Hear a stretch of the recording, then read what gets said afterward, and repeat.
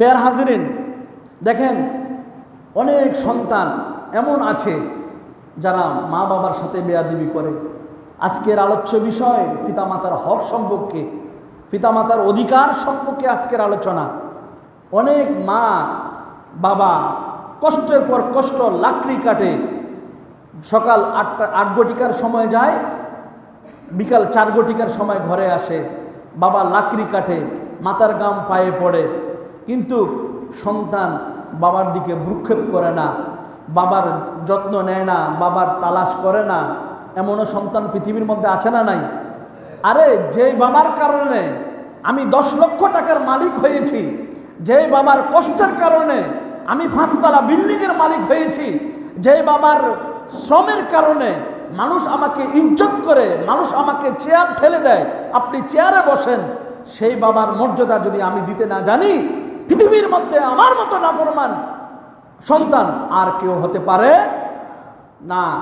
এই জন্য সন্তান হিসাবে কর্তব্য হচ্ছে বাবাকে সর্বোচ্চ তাজিম করা। আপনি সন্তান হয়ে যদি বাবার কলার ধরে আপনি টানাটানি করেন, আপনি আল্লাহর আরশ আজিমকে নিয়ে, আপনার আল্লাহর কুরসিকে নিয়ে আপনি ঠাট্টা মস্কারি করছেন, ঠিক কি না? বা আল্লাহর পরে মা বাবা হচ্ছে জান্নাত, মা বাবা হচ্ছে আবার জাহান্নাম। মা বাবার দোয়া খেদমত করলে জান্নাত, মা বাবার বিরুদ্ধে কথা বললে জাহান্নাম। এই জন্য আমাদের সন্তানেরা কি করে? মদের প্রতি আসক্ত হয়ে গেছে। আমাদের সন্তানেরা মদ্যপান, বিভিন্ন ধরনের গাঁজা, ফেন্সিডিল, তারপর জুয়া খেলার মধ্যে আসক্ত। বাবার কাছ থেকে টাকা চেয়েছে, বাবা দেয় নাই, পেপার পত্রিকায় আসছে, হ্যাঁ ওই সন্তান বাবাকে জবাই করে দিল, বলি নাউজুবিল্লাহ। সন্তান মদের প্রতি আসক্ত, খারাপ কাজের প্রতি আসক্ত। যখন সে তার মনের আশা পূর্ণ করতে পারে নাই, তখন বাবার সাথে মায়ের সাথে বেয়াদবি করছে, খবরে কাগজে, এভাবে বিভিন্ন জায়গায়, বাংলাদেশের শহর, সারা বিশ্বে সন্তান পিতাকে জবাই করতেছে, বাবা সন্তানকে জবাই করতেছে। এটা কোন ধরনের আলামত? এই জন্য আমাদেরকে ইসলামী শিক্ষার বিকল্প কোনো রাস্তা নাই, ঠিক কি না?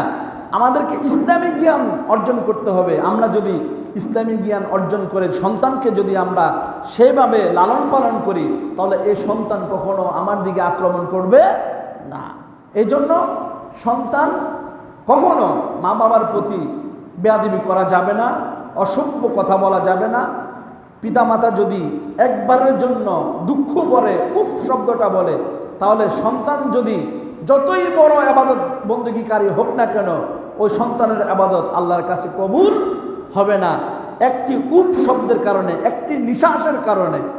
মা বাবা যদি বেশ্যা হয়, মা যদি বেশ্যাও যদি হয়, সন্তান ওই মায়ের সাথে কখনো বেয়াদবি করতে পারবে না। কেননা সেই মা 10 মাস 10 দিন গর্ভ ধারণ করে চিৎকার করেছে, গভীর নিশীথে চিৎকার করেছে মা, চিৎকার করে মা নিজে নিজে কান্না করেছে, কিন্তু তারপরও ধৈর্য করেছে, সহ্য করেছে, তারপরও সন্তানকে কষ্ট করতে দেয় নাই। সন্তান যাতে কষ্ট পাক সেটা মা কখনো, বাবা কখনো আশা করে নাই। এই জন্য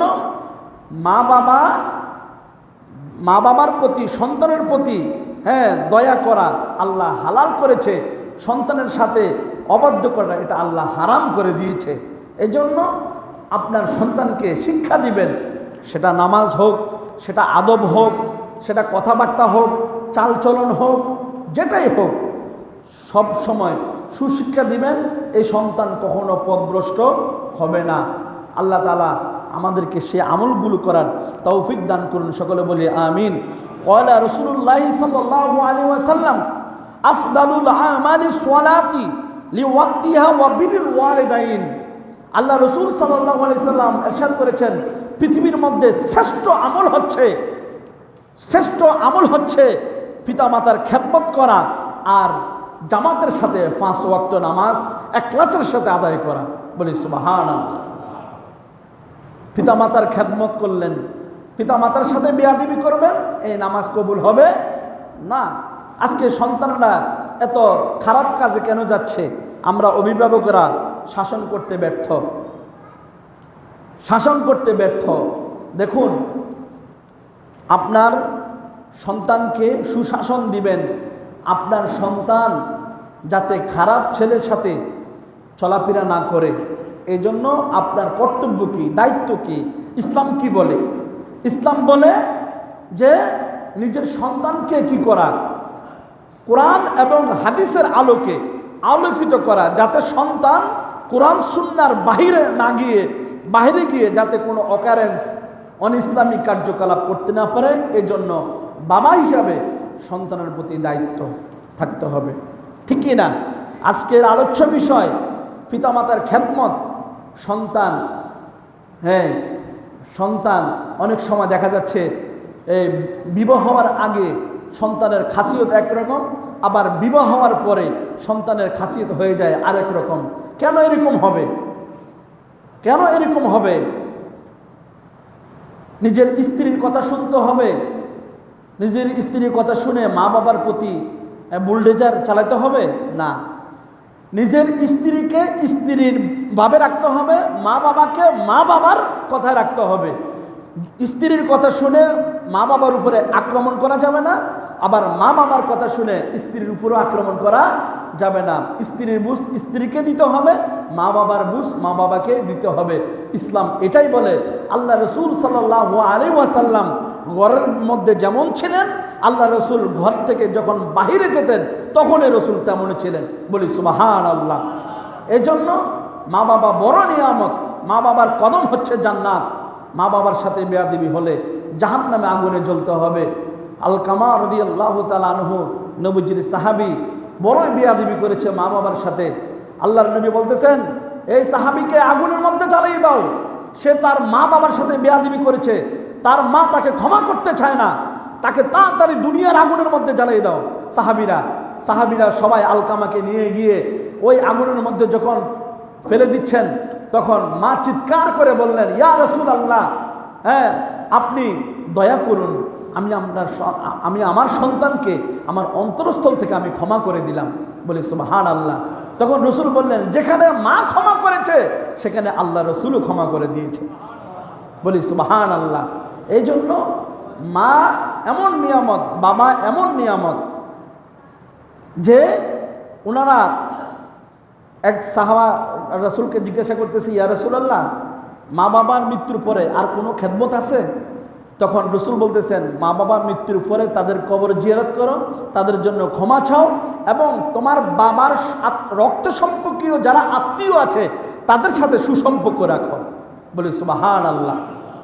এজন্য আমাদেরকে সর্বদা বাবা সমতুল্য তাদের সাথে ভালো ব্যবহার করতে হবে, ভাই সমতুল্য তাদের সাথে ভালো ব্যবহার করতে হবে। এই জন্য আপনারা আসেন, আমি তো উদার মনে বলছি, আপনারা প্রতি এশার নামাজের পরে আমাকে সময় দেন, পিতা মাতার সম্পর্কে আলোচনা হবে, কোরআন হাদিস সম্পর্কে আলোচনা হবে, শরীয়ত সম্পর্কে আলোচনা হবে। আপনারা যদি আমাকে সময় দিতে পারেন, অনেক কিছু শিখতে পারবেন, অনেক কিছু জানতে পারবেন। আমি তো আপনাদের কাছ থেকে কোনো টাকা পয়সা চাই না, চাই শুধু ভালোবাসা, চাই শুধু মোহাব্বত। ইমাম সাহেব এবং মুসল্লিদের মধ্যে মোহাব্বত সৃষ্টি হলে সেখানে আল্লাহর রহমত নাজিল হয়। সেখানে আল্লাহর রহমত কি হয়? নাজিল হয়। আল্লাহর রহমত যখন নাজিল হবে, আল্লাহ তাআলা ওই বান্দাকে জ্ঞানে ভরপুর করে দেয়। বলি সুবহানাল্লাহ।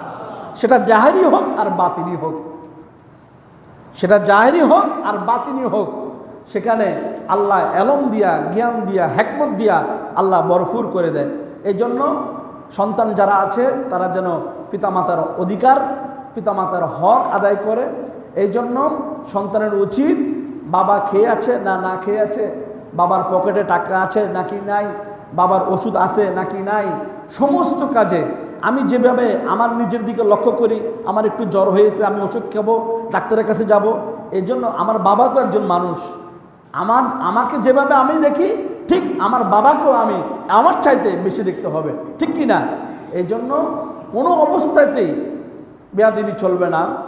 মা বাবার সাথে সদ্য ব্যবহার করার জন্য আল্লাহ রাব্বুল আলামিন বলেন, ওয়াকাদা রাব্বুকা আল্লা তা'বুদু ইল্লা ইয়াহু ওয়া বিল ওয়ালিদাইনি ইহসানা, যে তোমরা আল্লাহর সাথে শরীক করবা না এবং পিতামাতার সাথে সুন্দর ব্যবহার করো।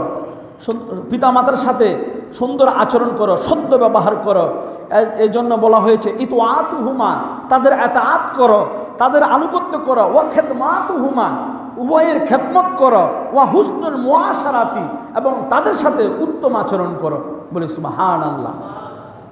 মা বাবার কথা শুনলে, আপনারা তো আমাকে বেতন দেন 13,000 টাকা, এই 13,000 টাকা থেকে 2,000 টাকা আমি আমার বাবার কাছে আমি পাঠিয়ে দিই, আমি সাথে সাথে পাঠিয়ে দিই, বা যদি একটু দেরি হয় তারপরও হাওলাত করে হইলে পাঠিয়ে দিই। আমার বাবা তো চেয়ে আছে সন্তানের দিকে যে আমার সন্তান আমাকে কখন টাকাটা পাঠাবে। আরে দোয়া নিতে জানলে ওই সন্তান আল্লাহর ওলি হয়ে যায়, ঠিক কি না? সন্তান যদি মা বাবা থেকে দোয়া নিতে জানে, ওই সন্তান লেখাপড়া করা লাগবে না, ইউনিভার্সিটিতে যাওয়া লাগবে না, মা বাবার কদমের নিচে পড়ে থাকলে ওই সন্তান এমনিই আল্লাহর ওলি হয়ে যায়। বলি সুবহানাল্লাহ। মা বাবা যখন দোয়া করবে তখন আল্লাহ তাআলাও গ্যারান্টেড করে দিবে, তার বেড়া পার, সে একদম বিনা হিসাবে সে জান্নাতি হয়ে যাবে। বলি সুবহানাল্লাহ।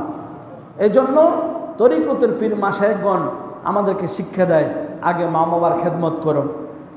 আগে কার খেদমত করো? হক্কানি আল্লাহর ওলিগণ শিক্ষা দেয়, আগে পিতামাতার খেদমত করো। তোমার মাকে একটি আপেল খাওয়াও। হক্কানি পীর সাহেবরা বলে তোমার মাকে একটি আঙ্গুর খাওয়াও, আঙ্গুর খাওয়াও, খাওয়ানোর পরে আমার কাছে তারপর নিয়ে আসবা। যারা হক পীর তারা এটাই বলে, আগে মায়ের খেদমত করো, বাবার খেদমত করো, তাদের খেদমতে আঞ্জাম দাও।